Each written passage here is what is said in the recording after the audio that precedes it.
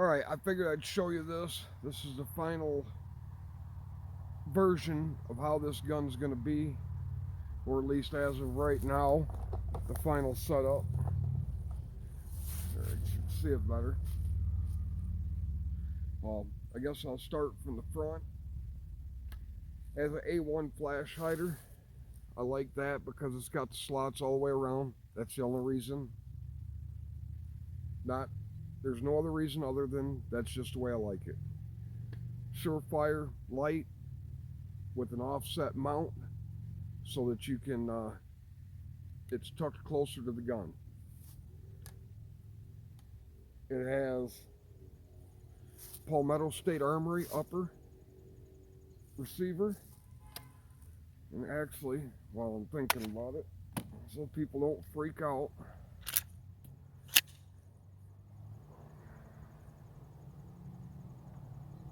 it's now unloaded.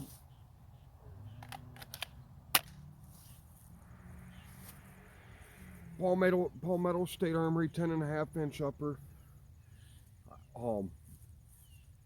The upper has been absolutely reliable. It's been good. Other than when I first got it, the gas port was too small and it wouldn't kick the shells. The gas port was so small it wouldn't kick the bolt back far enough to throw the shells out. So that's I took the front sight off, drilled the gas port out just slightly bigger. No more problems. It's been reliable. I have close to 1,000 rounds through this. Somewhere around 300 and 350 5.56. The rest has been 22 long rifle. I'll get into that here in a minute. Good dog. This is got a carry handle on it with a primary arms red dot. Looks like the aim point. I really like this sight. I explained it in the last video that my other one has over a year on it with it constant on the lowest visible setting, because this does have 2 or 3 night vision settings. Just like it. It has the Sharps Brothers jack lower receiver on it, and with the skull, I like that. I painted it just to kind of so it stood out more. It has a Maximum Defense PDW CQB brace. This thing was so tight when I first got it, you couldn't just what they call rip it open. After I used it for a while, it's gotten really nice. You can just rip it open.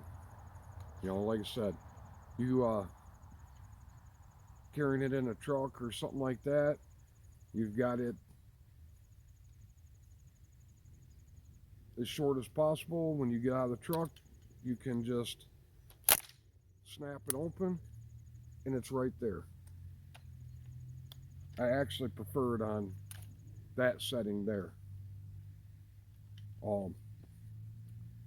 As far as the carry handle goes, the only reason it's on there, I like the looks of it. After shooting this now, I actually like how it sets the sight up higher at closer ranges. Makes your gun shoot low, but I really like it because when I pull it up, it's literally right there. I don't have to kind of cock my head down or nothing. It's just right there. It's easy to see. I like it. I don't know, I just had this in a box. It's one of them hand stops, the 45-degree one, because under NFA laws, I can't run a vertical grip on this because it's a pistol, and I would have to register as a short-barreled rifle, which then defeats the whole purpose of this being a truck gun, because if it's a short-barreled rifle, it's not covered under my CPL and I can't carry it. It's got a Magpul grip. I think it's called a Mo.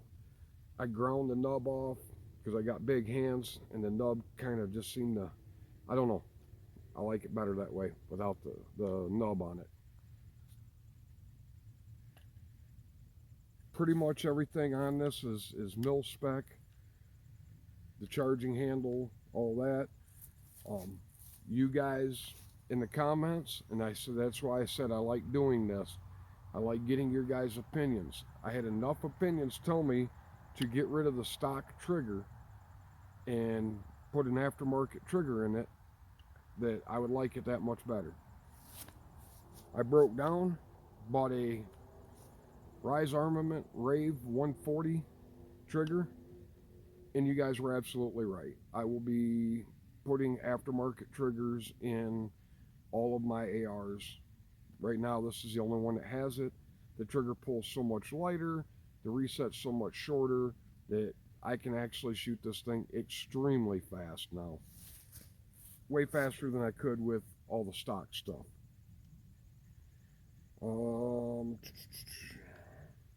Trying to think anything else that, I mean, that's pretty much it. It's just a simple rifle, or pistol, sorry, not a rifle. Like I said, the hand guards and this hand stop were just in a box parts I had. I like quad rails. I prefer quad rails. You guys know that's just me. Not saying quad rails are better than KeyMod, M-LOK, or anything else. It's just what I prefer. That's it. This is my go-to gun. I've talked in other videos where I said that a carbine is the perfect gun for people that don't have an AR that want to get one, or whatever. I still agree with that. Carbine is kind of like the best of both worlds. It's shorter than a rifle, longer than a pistol. You don't have to register it.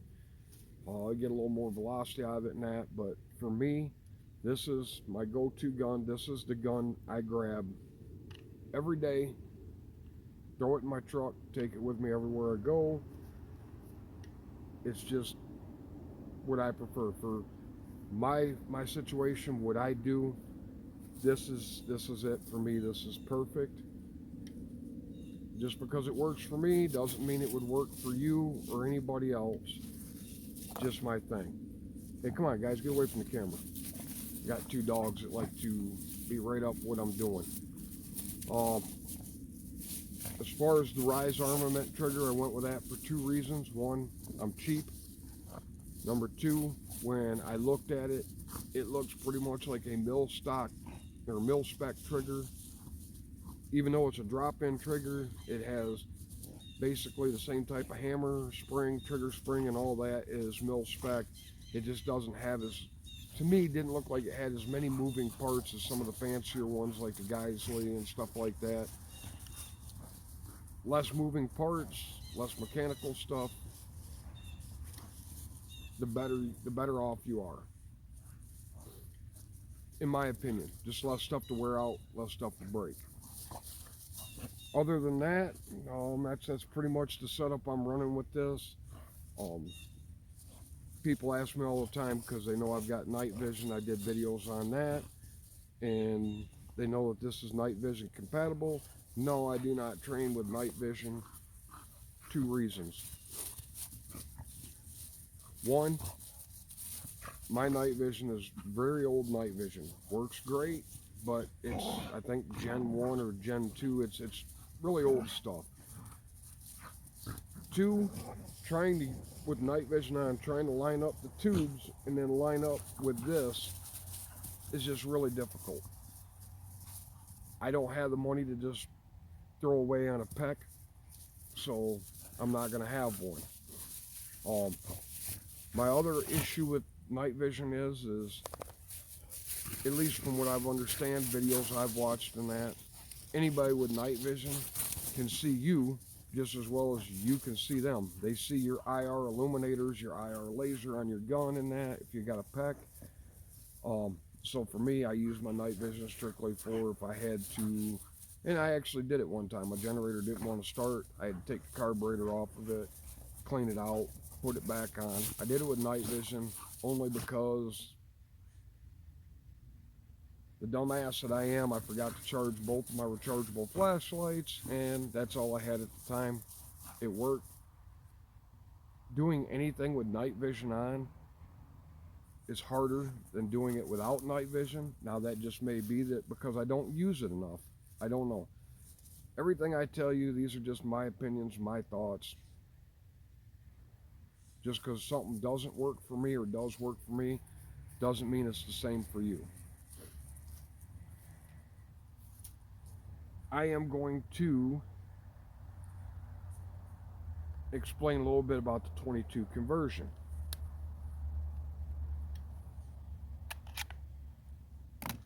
The 22 conversion is this right here. It's just a drop-in bolt. That's it. Drops right in where your bolt carrier does. No special tools or nothing needed. Pull this out. Pull your bolt carrier out. Take this little rubber protective piece off of this. You definitely want to, when you're storing it, put this on it, because if you look, that's really thin. It wouldn't take much to dimple or bend that. This literally slides in place of your bolt carrier. That's it right there. Actually, let me do that so you guys can see it. It just slides in, close it down, it's good to go. Some of these, I've heard people say that there's play in them. There's no play in mine. It doesn't slide up or down. It's in there nice and tight.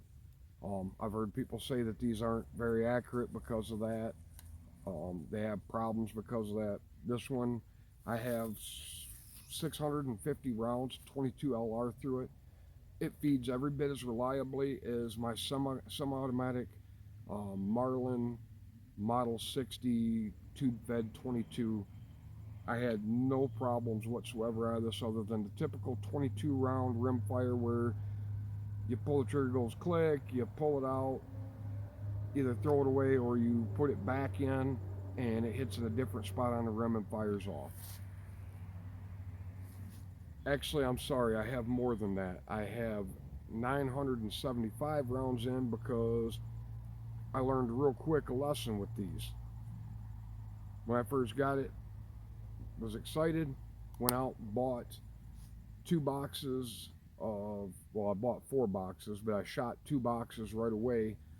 I want to say it was Winchester 40 grain 22 LR copper plated ammo, and I didn't realize that with this having a gas port and the gas tube, that all that, because 22 long rifle is very dirty ammo, so it's blowing all that dirt and that back into the bolt carrier and into your lower. And I mean, I shot 650 rounds through it, put it away, went to shoot it again, and was having all kinds of trouble with it not ejecting, not feeding right in that. So opened it up, seen how dirty it was. I was like, wow. I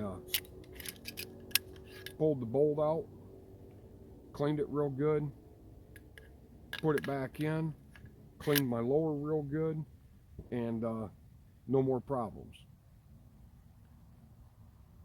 What I am going to end up doing on this later on down the road, probably after all the holidays, I am going to find the cheapest AR upper kit that I can find without a bolt carrier. If it's 20 inch, 16 inch, I don't care, because if it's 10 inch, or if it's 10 and a half, then I won't have to do anything with it. But if it's longer than 10 and a half, I'll cut the barrel back on the lathe, crown it, rethread it, make a 10 and a half inch upper, set it up identical to this. I'll plug the gas port and just make this a dedicated 22 LR upper for this, so that way when I practice train with this, With 22 LR, it's going to be set up exactly the same as it is with 5.56. As far as accuracy with this, at 50 yards, not shooting off a bench or nothing, just shooting like this, I was averaging 1.5 groups. Before people start, that's how terrible that is. Look, I'm not a precision shooter. I'm not a competition shooter. I'm just a guy that shoots so that I stay familiar with my firearm. I'm sure this gun would shoot way better than that. That's just me shooting. With the CMMG 22 long rifle conversion in it, I was averaging a little over 4-inch groups at 50 yards and about an inch low. That's fine with me. Like I said, I'm not using the 22 LR for precision shooting or anything else. The 22 LR is just so that I can train, practice shooting for pennies instead of dollars every time I pull the trigger. Plenty fine. I would not have a problem taking this out and shooting rabbits with it. Squirrels would be a little more difficult. You'd have to really practice, train a little better than that. I'm sure it'd shoot better than I think it was 4.25-inch groups at 50 yards. If I was resting it, if I practiced with it more, if I tried a little harder. I just try and keep in practice of making effective shots to put down whatever I'm shooting at. So, what do I think of the CMMG 22 long rifle conversion kit? Absolutely love it. Why wouldn't I? I had a guy ask me why wouldn't I buy one of the Smith & Wesson little ARs that are chambered solely for 22 LR. Because I bought this. I had never planned on making it a dedicated 22 LR upper until I realized how much dirt was going back into the bolt area, down into the trigger and all that with the 22 LR, and why not? I mean, that's all I can say. Why not? It's my money. I'll spend it how I want, do what I want with it. If I want to build a dedicated 22 LR upper because I want to use the same gun to track or practice and train with, all I'm doing is swapping the upper. It's the same trigger, same everything. Then why not? I mean, you do you. Like I said, for me, I do what I do because it's just what I want to do. I'm a grown man. My kids are grown. My bills are paid. I spend my money how I want. You should do the same. So, on this is my favorite AR now. I have nothing but positive to say about it. When I was telling you about the gas port being small, that wasn't a slam to Palmetto State. That kind of stuff can happen with any manufacturer. It was an easy fix. Pull the front sight off, drill the gas port out, and just be done with it. I mean, fix it. I could have sent it back. I'm guarantee you Palmetto State Armory would have made it right. Why would I do that when I can fix it myself and I don't have to wait? I can just do it. Here's the mags for the 22. They're 25 round mags. The one I bought came with 3. I will buy 3 more just because this is truly a lot of fun to shoot.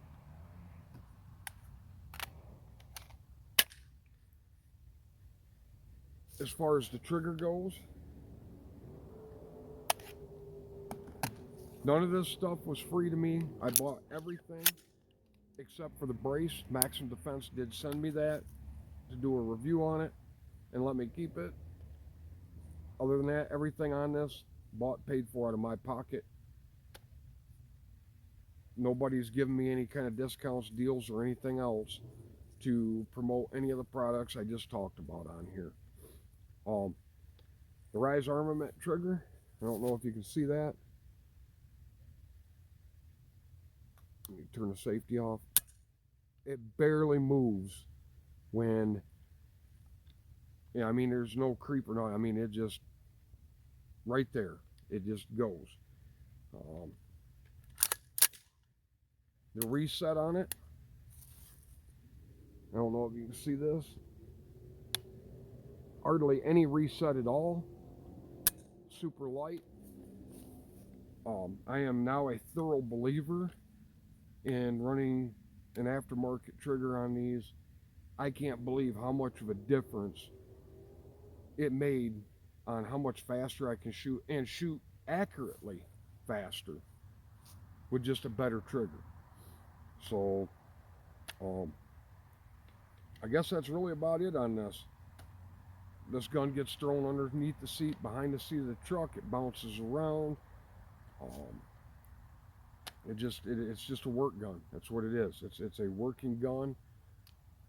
I threw my own little spin on it, like the receiver and the grip, stuff like that, just because I like to customize stuff.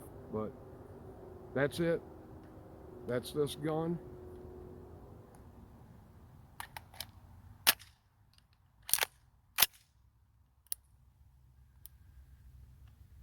Load it back up, because an unloaded gun is a club. I don't have any clubs. Now it's ready if I need it. So again, this is my new favorite setup. If I could only have one AR, this would probably be it. Not that I think pistols are better than rifles, that shorter barrels are better than longer barrels. This is just the one that literally is set up for what I need it set up for daily. SHTF, where I'm at, the longest shot I would probably ever need to make is 100 yards, 150 yards if I needed to shoot something to eat or whatever. I mean, this will do everything I need it to do. If I lived in a place where, I had 300-400 yard shots and farther regularly, then yeah, this wouldn't be it. But because this will do everything I need it to do, plus it's legal to carry in my truck, take it with me everywhere I go, this is the one that has now become my favorite. And that Maximum Defense PDW CQB brace, I love that. I mean, that makes it really, really compact. This thing collapsed to the muzzle is just under 25 inches. So in Michigan, if it's 26 inches or over, you're not allowed to conceal it. That's just the rules where I'm at. I don't know what the rules are where you're at. But that is the finished version of this gun. I can't think of anything else I would add or do to it. This is it. This is how it's going to stay. Unless somehow short-barreled rifles ever get removed from the NFA, then it would get a vertical grip, and then it would get the PDW CQB stock instead of brace. Other than that, I mean, there's really nothing on this that I can think of that I would change. I like the fact that, like I said, with that carry handle, I like how I can use the iron sights, no problem. But when I look through it, like I said, it's just, I bring it up, it's right there. I don't have to move my head at all. That extra height, making it shoot low at close ranges, I can live with it shooting that much lower than where all my other ARs shoot.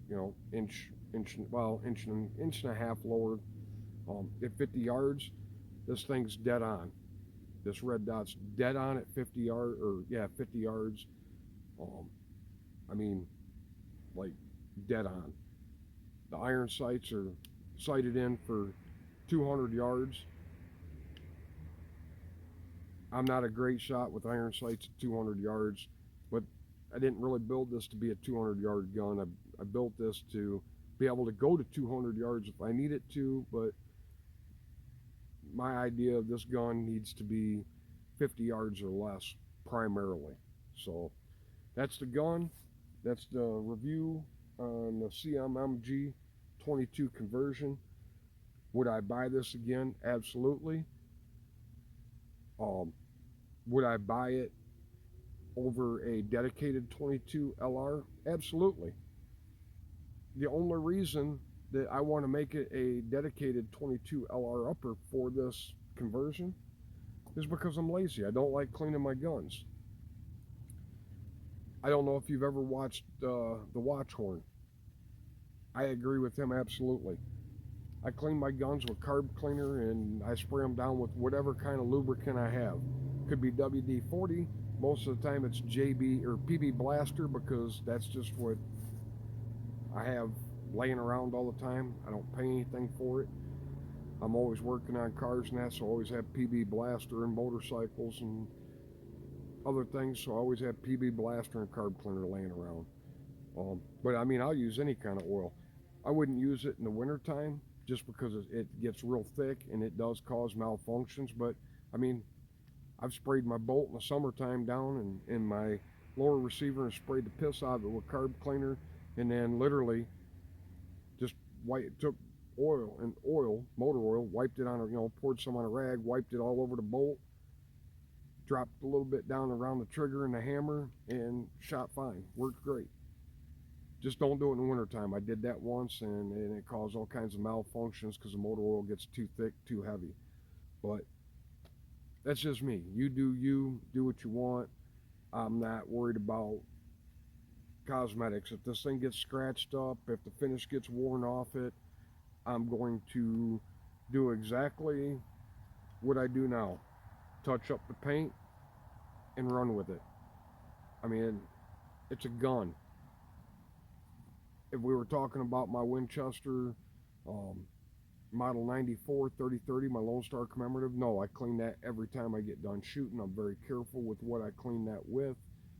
I try not to mess up the finish on that because it's got gold plating and bluing. On my single action revolvers, I'm very meticulous on cleaning them as soon as I'm done shooting because I shoot nothing but black powder loads in them. Even this one, I clean this with good quality gun cleaning products and gun oil because this is a really old gun, really nice gun, and I want to keep it that way. This is a truck gun. This is a work gun, I call it. I'll touch the paint up. I don't care on this. My ARs are not, they're not safe queens. They don't get babied.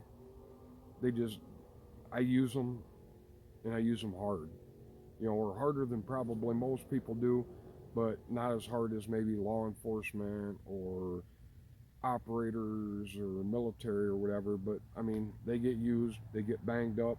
I mean, when I ordered this Primary Arms red dot, they didn't have any in black, so I painted it with flat black, and I mean, it's already coming off. You can see it here, it's coming off, here it's coming off, there it's coming off, there it's coming off.